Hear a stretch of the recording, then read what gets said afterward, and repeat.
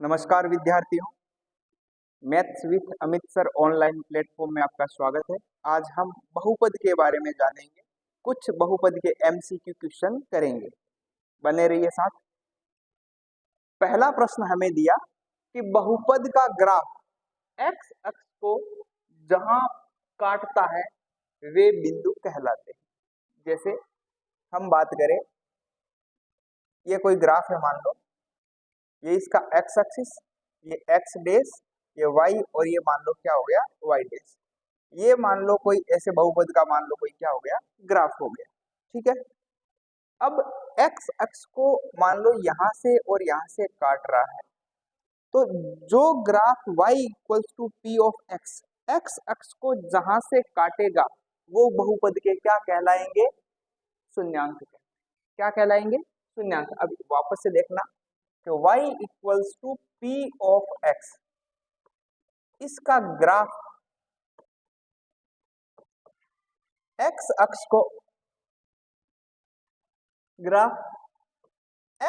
को जहां पर काटता है वो उसके क्या कहलाते हैं, शून्यांक कहलाते। क्या कहलाते हैं, शून्यांक। तो पहली बात हुई कि बहुपद का ग्राफ एक्स अक्ष को जहां पर काटता है वे बिंदु क्या कहलाएंगे, बहुपद के क्या कहलाएंगे, शून्यांक कहलाएंगे। अब दूसरा प्रश्न क्या बन सकता है, जैसे मान लो तुम्हें कहा ये एक कोई ग्राफ है y equals to P of X, इसके शून्यांक की क्या करें, संख्या बताइए। तो कहां से काट रहा है, एक, दो और क्या हो गए, तीन। तो इसके शून्यांक कितने हो गए, तीन। मान के चलना इस प्रकार का प्रश्न इस बार आएगा। फिर जैसे मान लो आपको प्रश्न के अंदर कहा इसमें शून्यांक की संख्या बताइए, तो एक्स एक्स को जहां से काट रहा है, एक, दो, तीन, चार और क्या हो गए, पांच। शून्यांक बराबर क्या हो गए, पांच। ये मान लो कोई प्रश्न है और यहां पर काट दिया ग्राफ, तो एक्स अक्ष को कहीं पर भी नहीं काट रहा है, तो इसके लिए शून्यांक बराबर क्या हो गए, जीरो। शून्यांक बराबर क्या हो गए, जीरो। तो आपके लिए ऐसा प्रश्न भी बन सकता है कि मान लो आपको कोई ग्राफ दिया और एक्स अक्ष को y equals to P of X में ग्राफ है और ग्राफ एक्स अक्ष को कहीं पर भी नहीं काट रहा है, तो वहां पर शून्यांक की संख्या क्या होगी, शून्य होगी। अगले प्रश्न की बात करते हैं।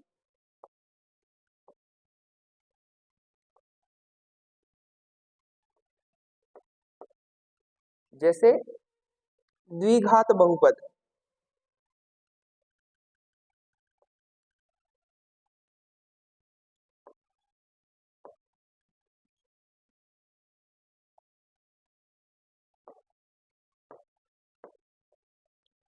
जैसे द्विघात बहुपद।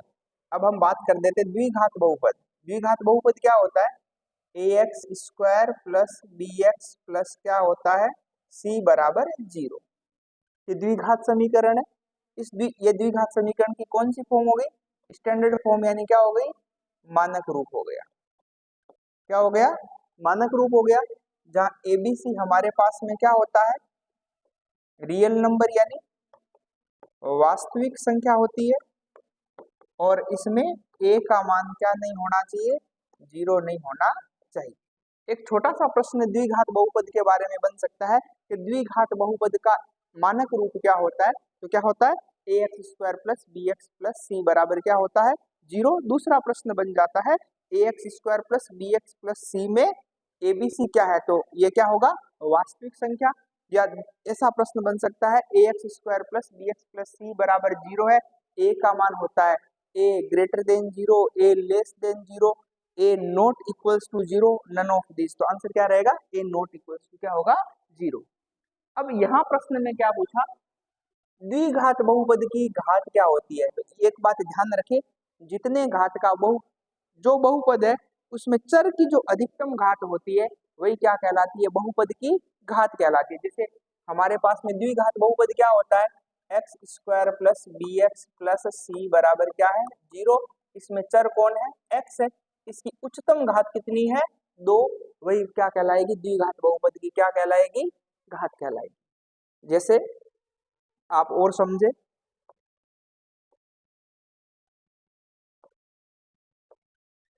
अगर मैं यहां पर कहूं एक बहुपद लिया ax प्लस बी बराबर 0। इसमें बहुपद की चर की अधिकतम घात कितनी है? 1।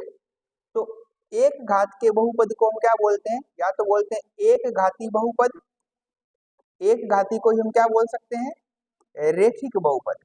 तो आपसे छोटा प्रश्न पूछ सकता है कि रेखिक बहुपद या एक घाती बहुपद की अधिकतम घात कितनी होती है? 1। उसका मानक रूप क्या हुआ? ax प्लस बी बराबर क्या हो गया? 0। फिर क्या हो गया? ax square plus B x plus c बराबर 0। अगर अधिकतम घात 2 है तो इसको हम क्या बोलेंगे? द्विघाती। ठीक है। और फिर द्विघात जो बहुपद है उसके इसका शून्यांक कितना? एक घाती का शून्यांक कितना होता है? 1 होता है। और द्विघात बहुपद के शून्यांक कितने होते हैं? 2 होते हैं। और एक बात और आप ध्यान रखें, जितने घात का बहुपद है उसके उतने ही क्या होते हैं? शून्यांक होते हैं। जैसे इसके 2 शून्यांक हम मान लेते हैं अल्फा और क्या मान लेते हैं? बीटा। तो आपसे प्रश्न पूछ सकता है द्विघात के जो बहुपद अल्फा और बीटा है, यानी शून्यांक अल्फा और बीटा है, इनमें संबंध क्या होता है? तो उसका संबंध होता है शून्यांक का योग अल्फा प्लस बीटा क्या होता है? माइनस बी बटा ए। और अल्फा बीटा बराबर क्या होता है? सी बटा ए। ठीक है। उसके बाद और हम थोड़ा आगे चलते हैं।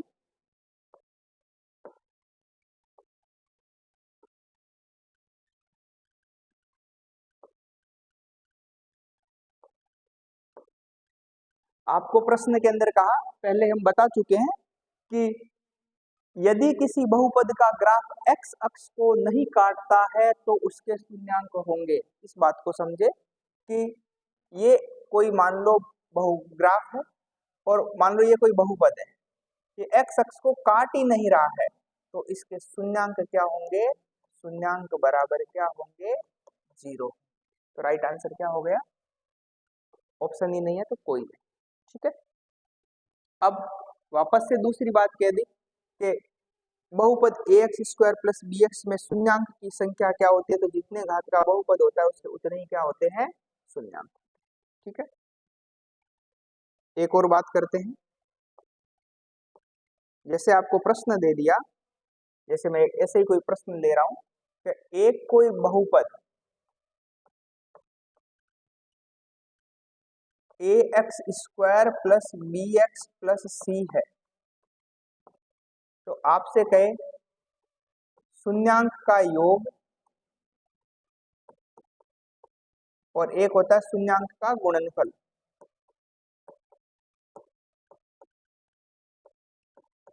क्या होगा? इसके शून्यांक का योग क्या होता है? अल्फा प्लस बीटा क्या होता है? माइनस बी बटा ए। और अल्फा बीटा क्या होता है? सी बटा क्या होता है? ए होता है। अब ऐसे ही कोई प्रश्न है, जैसे 4x स्क्वायर प्लस के 6x माइनस के 7 बराबर 0 है, इसके शून्यांक का योग क्या होगा? यानी अल्फा प्लस बीटा की बात कर रहा है और गुणनफल यानी अल्फा बीटा क्या होगा? उनकी बात कर रहा है। तो देखो ए का मान क्या होगा? 4, बी का मान क्या हो गया? 6 और सी का मान क्या हो गया? माइनस के 7। अल्फा प्लस बीटा यानी माइनस बी का मान 6, ए का मान कितना हो गया? 4। इनको कैंसिल किया तो 3 बटा कितना आ गया? 2। और अल्फा बीटा बराबर क्या होता है? सी बाई ए। माइनस के 7 और बटे में क्या आ गए? 4। यहाँ तक कोई दिक्कत? इसके आगे हम नेक्स्ट वीडियो के अंदर चर्चा करें।